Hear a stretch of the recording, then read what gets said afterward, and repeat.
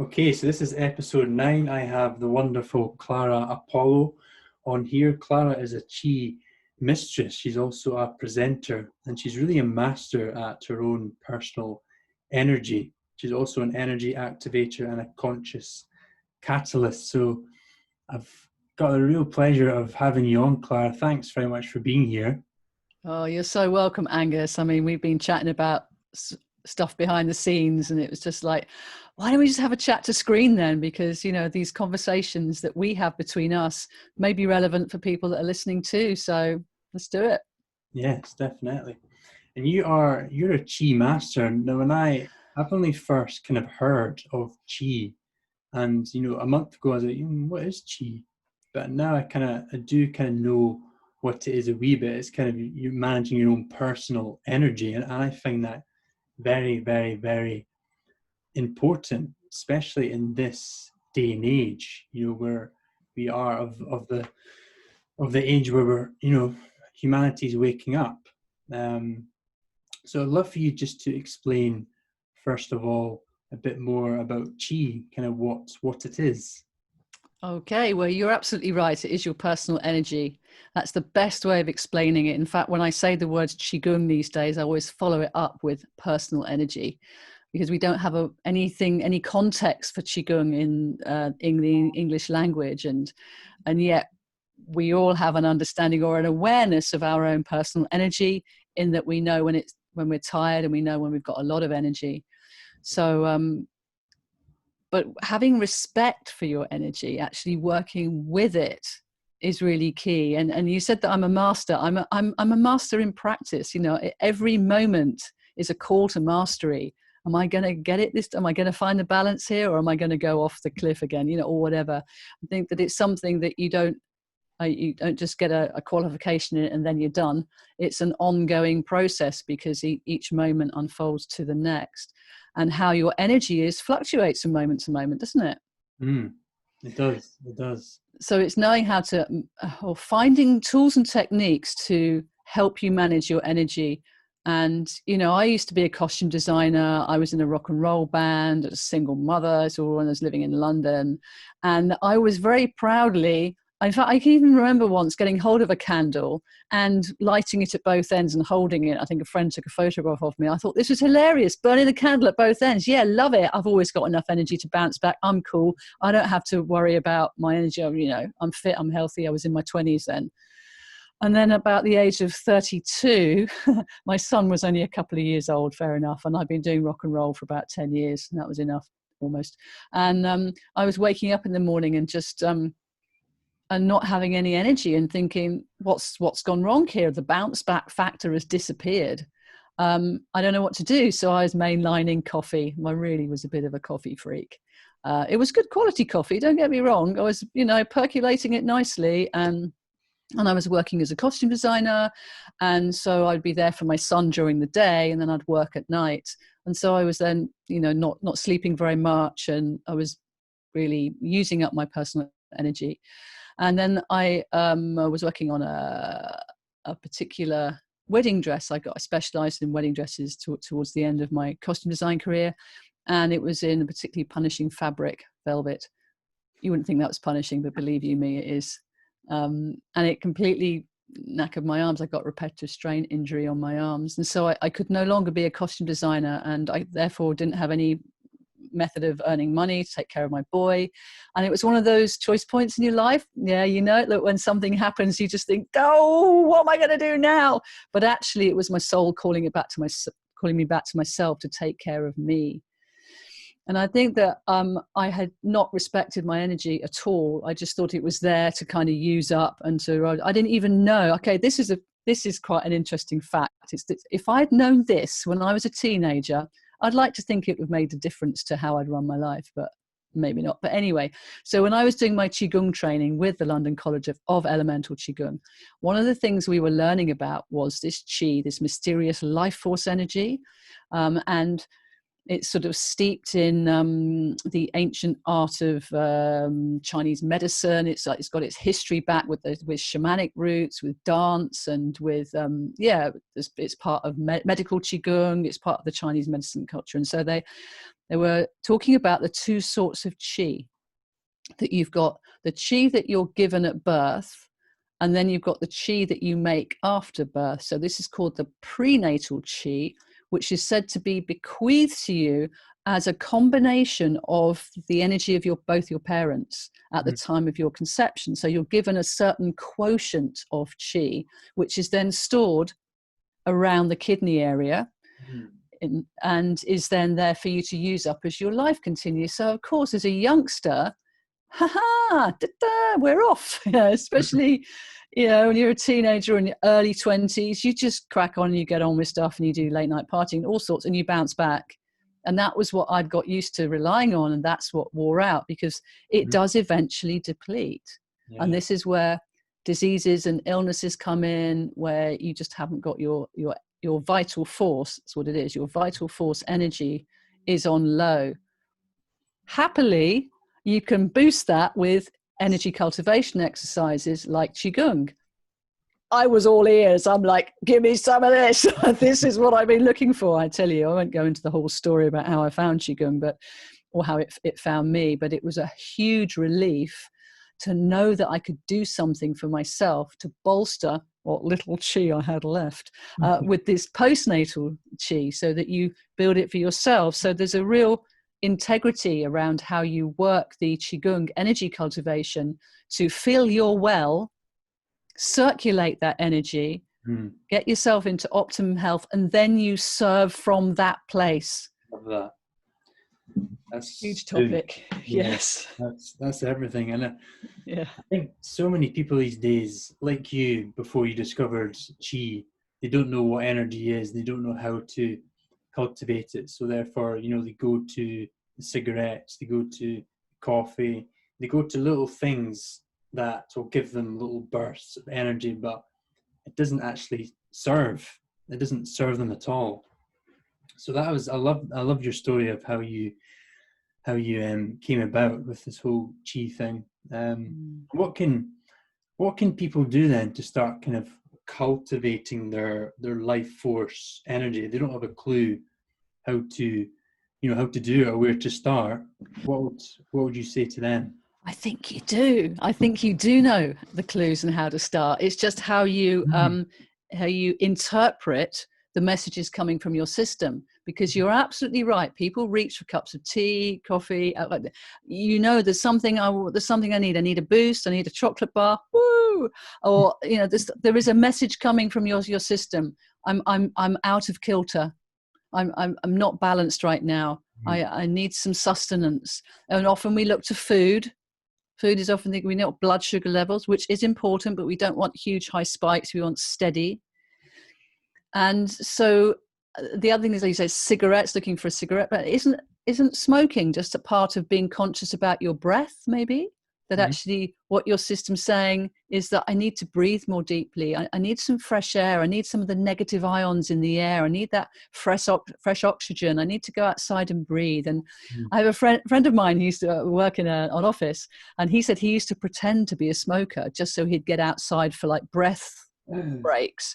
He said the trouble was I had to stand with the smokers. It wasn't very fresh air. But anyway, it's that idea. Why is it people give smokers time to go outside and have a fag, but they wouldn't give people who aren't smokers time to go outside and have a breath break? I really like that idea. So I think your system does know, and it's you tuning into, well, when I feel that, giving it more options to consider that are aside from our mainstream directive of thinking, well, I need sugar, caffeine, nicotine, or whatever. How about you might need even music? You might need to sing. You might need to do some unwinding movements. All that thing about stepping away from the computer. You might need to shake out. In fact, shaking is a really good one. I'll come back to that in a minute. Yes. So your system is wise. You are wise. You know the answers. If you can get your habitual mind to just go on hold for a minute, and your your broader mind, which I consider more in the back of you, to look at what's going on here, what's happening.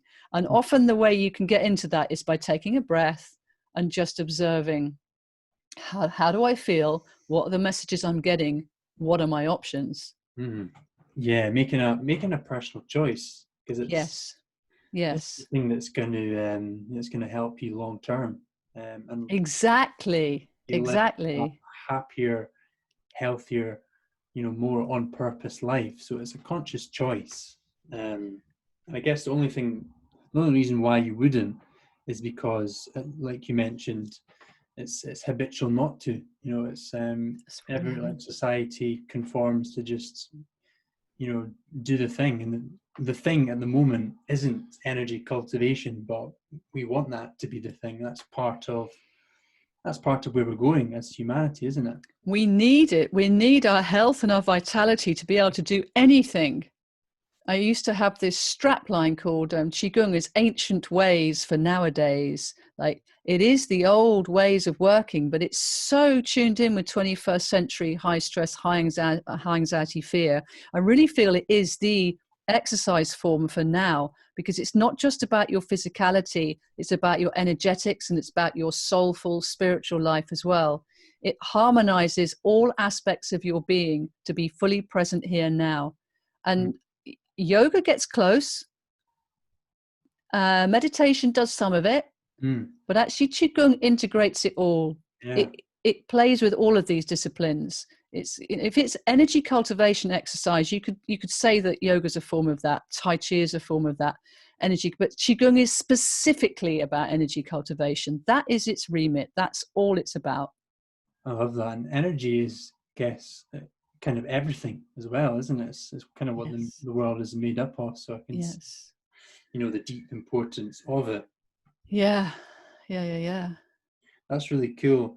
And I want to share with the listeners also an experience I had actually at the weekend. It was quite funny. So over the last kind of 3-4 weeks, I've heard of the microcosmic orbit.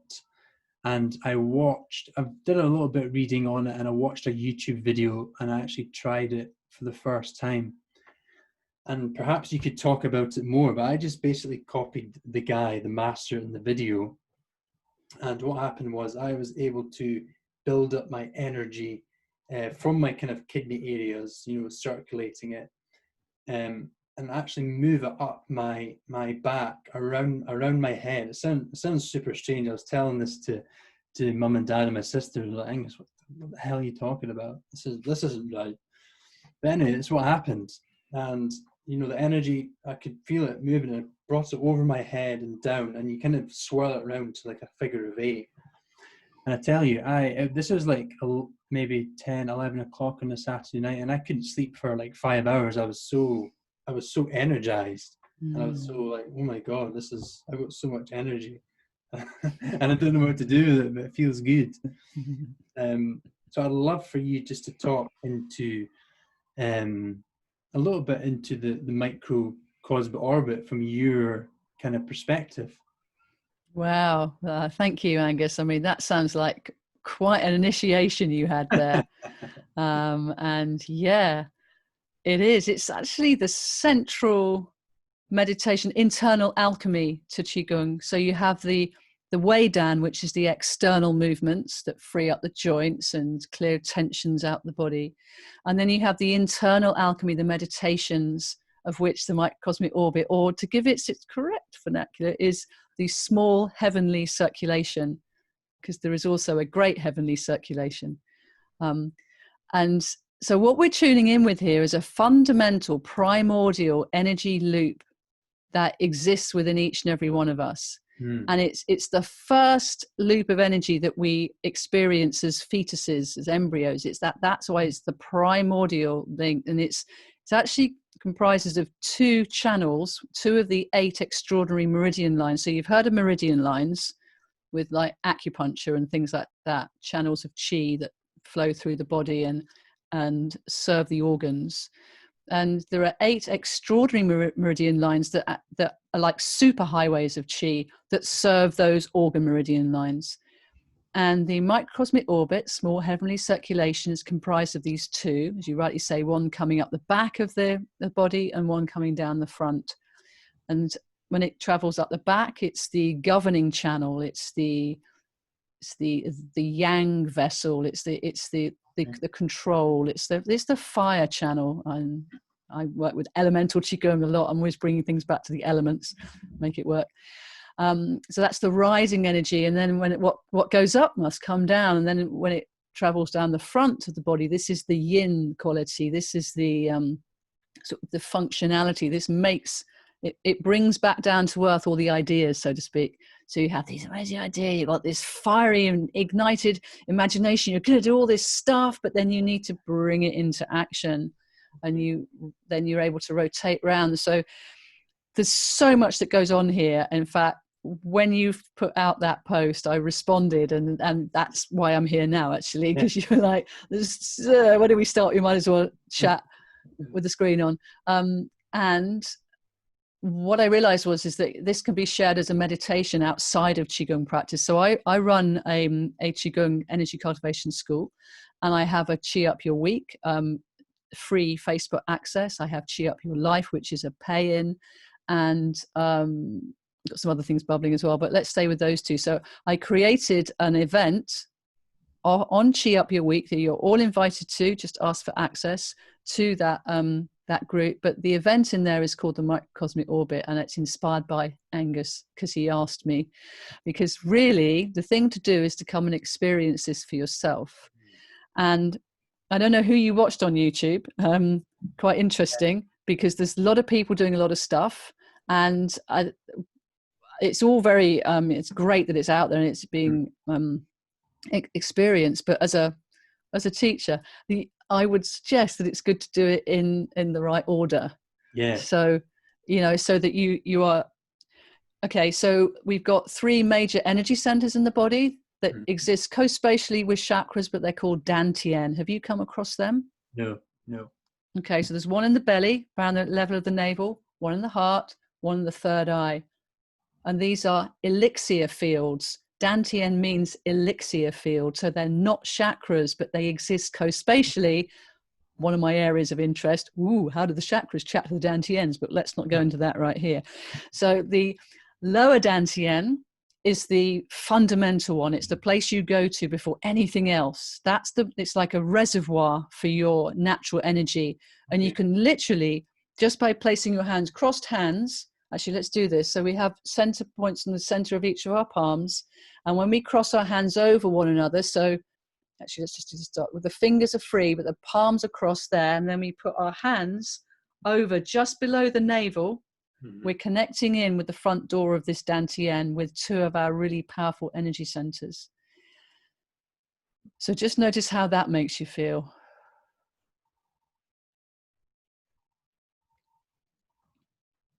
Got any words for that? How does that make you feel, Angus? Makes me feel relaxed, and I can kind of feel like I can get things moving from this area. Yeah, wow, well spotted you. It's your center of balance, it's your center of activation, but it's also the center of potential stillness. So you're right, there's a calmness in there, but there's also energy. Now, this is classic Qigong. We're not over-energized, we're not using adrenalized energy, we are tuning in with our vital force, which is the energy of the earth and the cosmos meeting in our bodies in these elixir fields, and then being brought into action through our extraordinary meridian lines and other meridians. So when it comes to the orbit, one would always build up the energy first in this lower Dan Tien area, because it's like a lake. It's like the well. It's the place to go to resource primarily. And then from there, you like pull it, so it becomes overflowing, and you're then able to activate the orbit with the fuel from the belly. That's how I've always practiced it anyway. In that so that, like anything, if you're going to do something, get some energy first, then do it, rather than do something and then get maxed out. But the other thing about this place is that when you've done practice, like you've we call scoop the loop. That's what Barefoot Doctor used to call this, scooping the loop. That you would bring everything back down to that place of integrity in your belly, to let it pool there and gather, so that you've got a place to settle back into. And it means it can go into the place in your system that it can be utilized in the most congruent fashion. So you've activated these energy channels, and then it's exciting. And it's like lots going on, the ideas and then formations. But where do you land that? You land it back in your belly, and then it can come into healing energy, because this is all really part of it, self-healing. And could go on about that for a bit as well. But does that help to I love some more that. light in? I'm super excited to learn more about it. And I'll definitely be joining you in your group on, did you say it was Thursday? Thursday morning from 10:30 to 11. That's UK time. Just 33 minutes I put it up for, because we like playing with our magic numbers as well, don't we? We do. And that's you've got a Facebook group. That's where it's going to take place. No, it'll take place on a Zoom. So people need to access it through the link that is there, because I am requesting donations. And then once you've done that, then you get the Zoom link, and then you can get a replay. That's super. And then because then they're gonna layer and build, you see. So you might find that you want to go back and see the first anyway. So I found that the replay function on these sessions that I've been offering have been really, really useful for people. So that's really great. I remember you talking about channeling inspiration as well. I find it easy to get inspired, right? But then it's just like, at the moment I'm finding like channeling my inspiration. I'm actually learning kind of how to do it more, rather than just being like just like shooting off in different directions.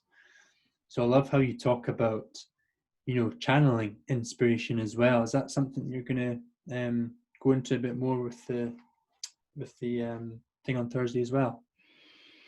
I'm a responder. Yes. You ask, and I will do my best to answer it. Well, not me answering, it comes through me. So because we are all energy beings, we all give off frequencies, and these frequencies we connect with other people and their frequencies, and we can pick up stuff, and we can learn.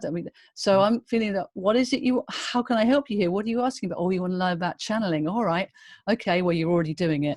It's like, oh, okay. So a lot of what I do is I give it back to you. Look at where this is already happening. Look at where it is you're already doing it. So this helps you to own what is already there, and to let you feel really accepted and acknowledged for the beautiful, bright being that you already are. Which I think goes such a long way. And then it's like, well, what are you noticing in your system that might be some stagnancy there, or some questioning, or something's coming? What's coming up? Is it, because with the chi, when we work with that, we're looking for flow, and when we're in flow, everything works according to a cosmic law, basically. So we become more and more empty. So there's part of the whole Qigong thing is you empty out of your tensions, your worries, your fears, your anxieties, to become clear, a clear channel like a piece of bamboo, so that you can respond to the energies that are coming through you with this wisdom of the universe, using your body really to actually manifest and bring through truth, light, love, inspiration, new world activity, all the stuff that we would love to bring into our world. So it's like when we get out of the way. So shaking is probably the technique that we're going to do first, because if you come into sitting for the orbit and you haven't done something for your body before that, then it's going to go, no, I don't want to sit still right now, I want to do some movement. So shaking is the quickest way to defrag your system before you come into sitting, in my humble opinion. That's so great. And it just seems like at the moment, what's going on in the world, the coronavirus, it's the whole kind of changing, and just like it's a new era we're coming into, and it just seems like it's so needed, just for us to get out our own way and just let our energy kind of flow through, and just get rid of our fears and our doubts and all that stuff. It's just so, I see it's such a key thing moving forward. So I really appreciate your work and all your, you know, all your wise teachings as well, because you've been doing this for what, 20 years now. Yeah, I have. I've been studying it for longer. I mean, it came into my life in the mid-90s. So back in the last millennium, mate, you know, I'm getting on now, but I want to, you know, keep my vitality and respect my system and do what I can, because I have quite a lot going on, and I'd quite like to get a team, but it hasn't happened yet. I've only just got a home. I was home free for 5 years. Didn't have a home. It was a personal choice. I think it might have been a midlife exploration, shall we say. But it brought me back into finding the home inside of me. And that was really, really key. Yeah. And that is my chi. That is my energy. And taught me a lot. But yeah, but we're all here with different stories and different teachings coming through us to share with humanity at this time, because you're right, we're at a pivotal time and there's a lot of difficulties out there, but there's also an incredible amount of opportunity and wonder. And I think the big call is self-responsibility and to take care of yourself in the most healthy way you can, and be kind to people that have different opinions to you. You know, they are entitled to have different opinions just as you have. But how we get along as a rainbow tribe, that's the new earth. That's what we're trying to work out how to do right now. I love that. I love that. Well, it's been so great to have you on, Clara. It's been such a privilege. I always finish off the episode with 3 kind of quick fire questions, just to give it a bit of different dynamic. Okay, I'm game. So, question number 1. I've not pre-thought these, so they're just gonna hopefully just come to me straight away. Love it. So question number 1 is, what sparks your soul the most? What sparks my soul the most? And the first answer is music. Music. I love that. Music and dance.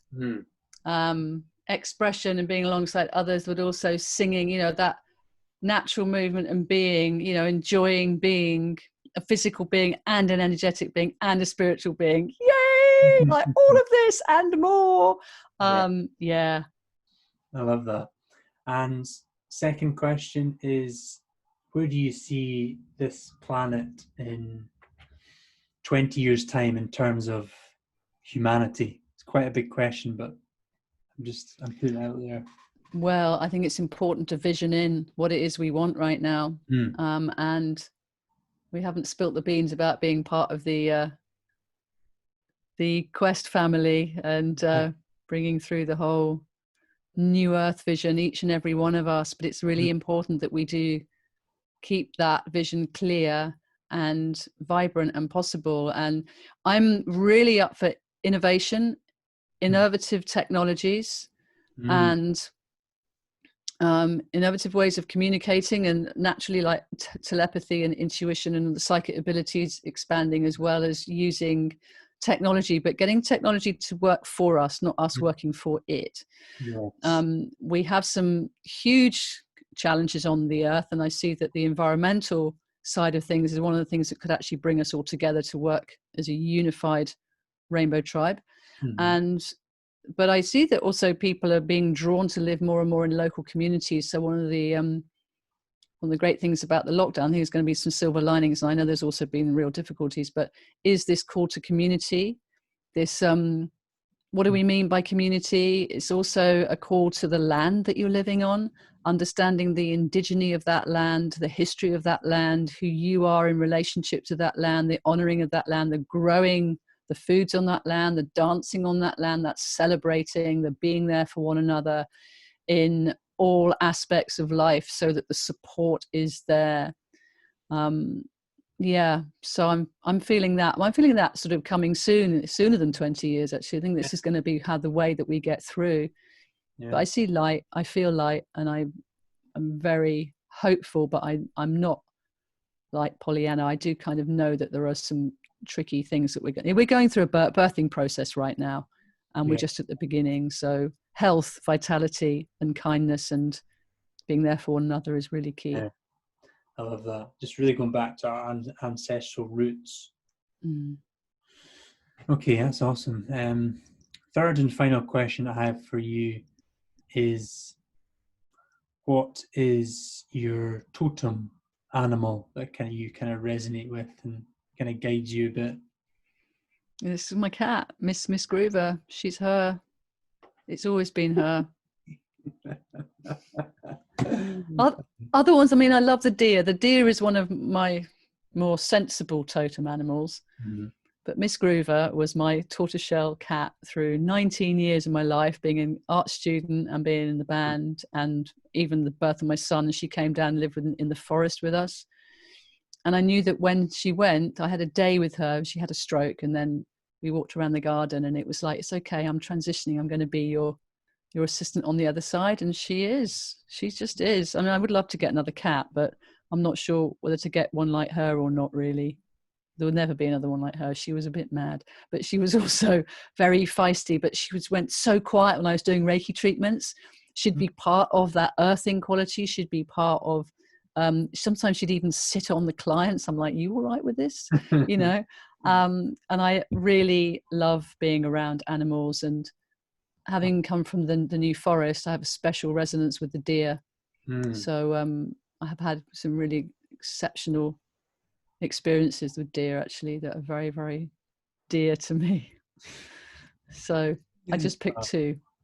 Love the pun. I love deers as well. There's something special about deers, but all awesome. animals, really. I've got a dog as well at the moment who's actually ill and on its way out, which is a real shame. And just like, she's just such a wonderful animal. Yeah. So what's your totem animal then? Well, I was doing meditations and stuff, and I feel the wolf. I feel the wolf quite a lot. That's my kind of animal that I go to, I guess, for kind of guidance and stuff. But this whole kind of animal guidance and stuff is fairly sort of new to me. But I love them. I love the energy it gives you, and just the whole kind of tapping into the wisdom of what the animal actually stands for is kind of what it's all about for me.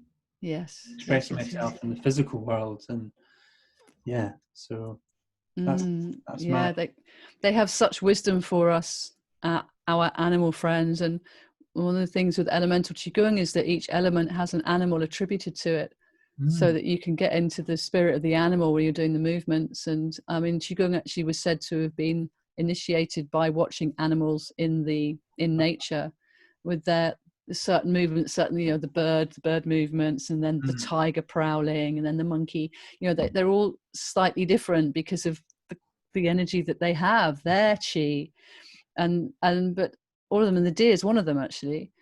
But all animals in nature, they don't know stress. Because stress is made up in our minds. They have fight or flight, but that's real. That's linked to threats. And they will run, and they'll climb trees, or they'll fight, or whatever. You know what they do after they've done that? They always shake out. They shake out the residue of the stress, because they know that it's not healthy to hang on to it. And so that's what I'd like to give to your listeners or viewers, is that if you feel like having a shake, that's your system going, you need to get rid of something that doesn't need to be in here anymore. And fear, anxiety, worries, shake it out. And you shake it out down into the ground. So you're flicking it off to Mother Earth. And you might ask, but I don't want to give Mother Earth all my funky old crud. And it's like, but the earth is a great composter. Look at what she does with your garden waste, with your kitchen waste. She does that with your energetic waste as well. So you could actually look at it as a way of giving to the mother all the old toxic debris, because it's one of the things that she does. She's a natural transformer, and she needs stuff to transform. So let it all go, people. Let it all out. Come into the true you, that clarity of who you really are, without the anxiety, worry, fear.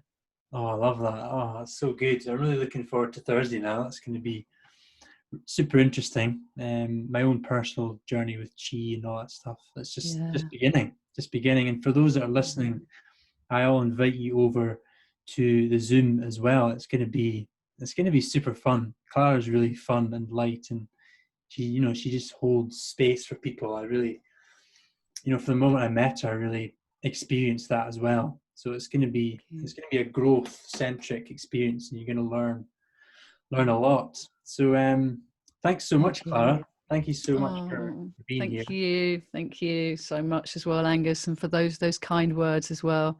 Yeah, I love the word profundity. What Mm, we're dealing with here is profound, but yes. it is also fun. And she wants you to have a lightness about you. If you have lightness about you, the chi will flow more easily. And one of the classic internal meditations is that of the healing smile, where you think of something that makes you smile, or something that makes you titter. You breathe that into your heart.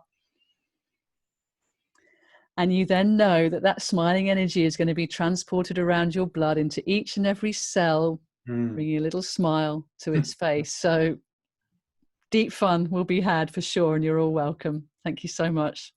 Thanks, Clara. See you soon. Yay. Bye for now. Bye.